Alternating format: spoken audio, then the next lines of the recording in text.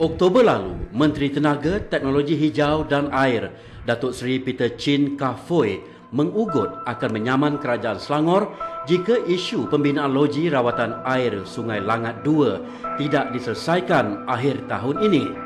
Kerajaan negeri memandang serius ugutan ini kerana Menteri berkenaan mengabaikan tanggungjawab menyelesaikan rundingan penstrukturan semula industri air di Selangor yang tertangguh sekian lama. Rakyat Selangor berhak mendapatkan bekalan air bersih dan berterusan pada kadar harga yang berpatutan.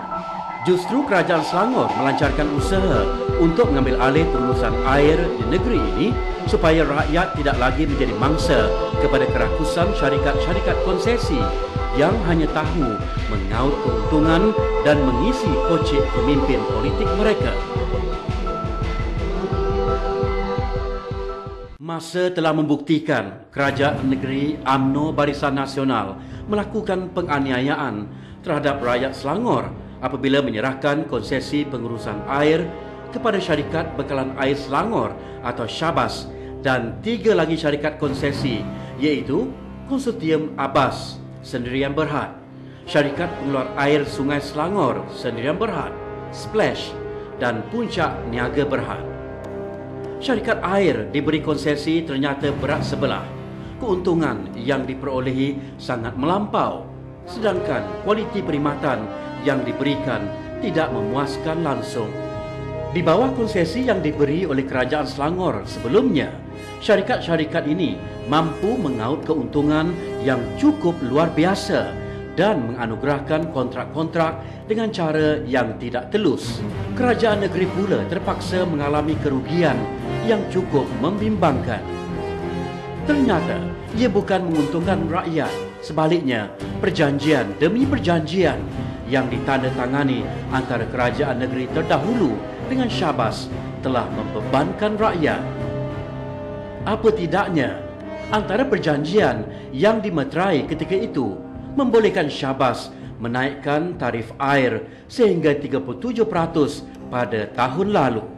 Ini akan terus meningkat kepada 25% pada tahun 2012, 20% lagi pada 2015, 15% pada 2018 dan 10% pada 2021. Justru meskipun menerima kecaman daripada pemimpin Barisan Nasional, Menteri Besar Tan Sri Abdul Khalid bertegas tidak meluluskan kenaikan harga air yang dituntut Syabas. Oleh itu, kerajaan negeri berpendapat penyusunan semula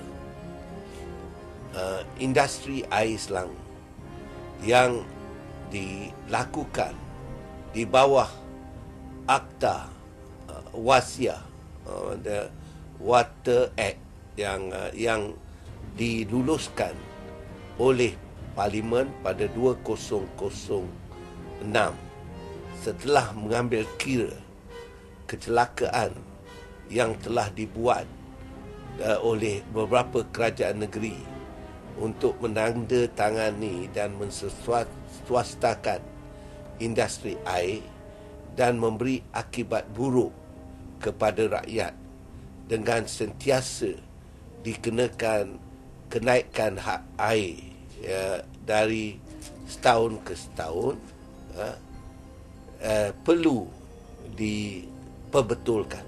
Ugutan Syabas itu tidak dipedulikan. Sebaliknya, kerajaan pimpinan Tan Sri Abdul Khalid Ibrahim ini telah melaksanakan pemberian air percuma 20 meter padu kepada rakyat Selangor, menyebabkan kerajaan kehilangan antara 11 juta hingga 12 juta ringgit sebulan. Sehingga Jun lalu, kerajaan negeri membelanjakan sejumlah 234 juta 119,559 ringgit bagi menyalurkan bekalan air percuma kepada hampir 3.5 juta penduduk. Namun bekalan air percuma itu hanya sebahagian daripada rancangan kerajaan negeri untuk memastikan harga keperluan asas ini tidak membebankan rakyat. Justru, keperluan mengambil semula pengurusan air daripada keempat-empat syarikat konsesi untuk melindungi dan mengembalikan semula hak penduduk di negeri yang tercinta ini. Kita telah kerajaan negeri telah lantik mencadangkan supaya pengambilan air, industri air daripada konsesi-konsesi air iaitu Pak Abbas, Splash, Sabas dan juga Puncak Niaga mestilah mengambil kira kepentingan konsesi-konsesi tersebut. Pada mereka, oleh kerana pengambil alihan ini dibuat sebelum tamat perjanjian dengan pihak-pihak yang mendapat konsesi air, walaupun tertakluk kepada keputusan Akta Air, ianya perlu dibayar dengan bayaran yang munasabah. Berarti ini bukan pengambil alihan secara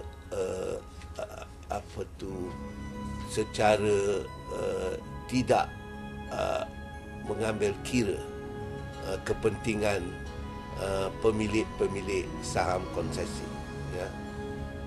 Tetapi dia diambil kira supaya konsesi-konsesi ini tidak rugi dan mendapat hasil yang sesuai dengan aktiviti dan risiko perniagaan yang mereka lakukan. Menurut penasihat-penasihat air, pulangan yang berpatutan untuk pemegang konsesi-konsesi ini ialah 12% tahun ke atas saham-saham harga, saham-saham, nilai saham-saham yang dimiliki oleh mereka. Ini berarti dia walaupun ada kalanya konsesi-konsesi ini mendapat kerugian, tapi penasihat air mengatakan kita tidak boleh mengambil kira sebagai keadaan tersebut, tetapi membayar mereka dengan pulangan yang mereka tidak rugi. Namun, usaha itu menemui jalan buntu apabila syarikat konsesi tidak menerima tawaran kerajaan negeri untuk mengambil semula aset-aset syarikat itu kerana mengharapkan tawaran lebih lumayan dari Kerajaan Persekutuan UMNO BN.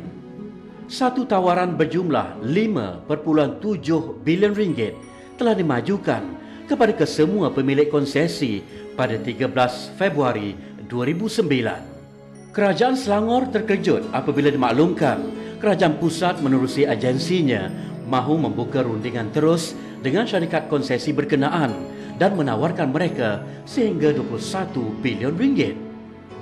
Apakah keseluruhan penstrukturan ini akan meletakkan akhirnya rakyat dan pengguna di Selangor, Kuala Lumpur dan Putrajaya terbeban dengan tarif yang tinggi nanti?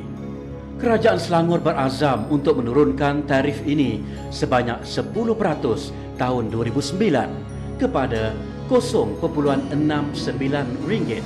dan seterusnya 20% dalam tahun 2011 dan 25% dalam tahun 2013. Dasar membekalkan air percuma 20 meter kubik air akan diteruskan.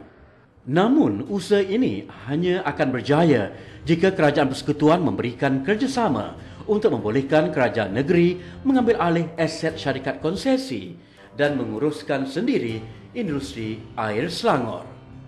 Pada ketika ini, hampir 20,000 pengguna pangsa puri tidak menikmati air percuma pemberian Kerajaan Selangor akibat menjadi mangsa birokrasi syabas. Dan ketika rakyat terpaksa menanggung risiko kenaikan harga air, pengerusi Puncak Niaga yang juga Ketua Pegawai Eksekutif Syabas Tan Sri Rozali Ismail menerima imbuhan RM425,000 setiap bulan.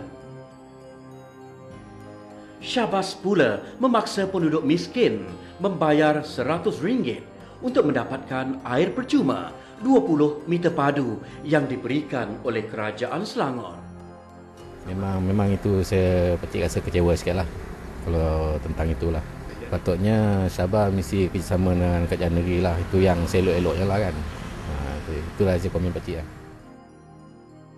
Kalau boleh itulah kita orang penduduk sini mengharap-harapkan pasal apa.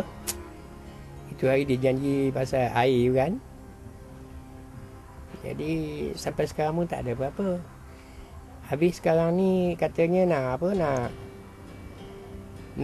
tambah pula RM100 untuk meter ke macam mana tak tahu. Kita dulu Surabaya dari PKNS terus tukar nama sudah. Bukan apa-apa lagi nak tambah RM100 lagi percuma belum dapat. Ya, patut siapa kerja sama kerajaan. Jadi kita orang layak pun senang. Rakyat harus mendapatkan hak mereka. Sumber air di Selangor adalah hak rakyat Selangor. Rakyat tidak boleh lagi dijadikan hamba kepada syarikat konsesi. Rakyat berhak menuntut bekalan air bersih dengan harga berpatutan.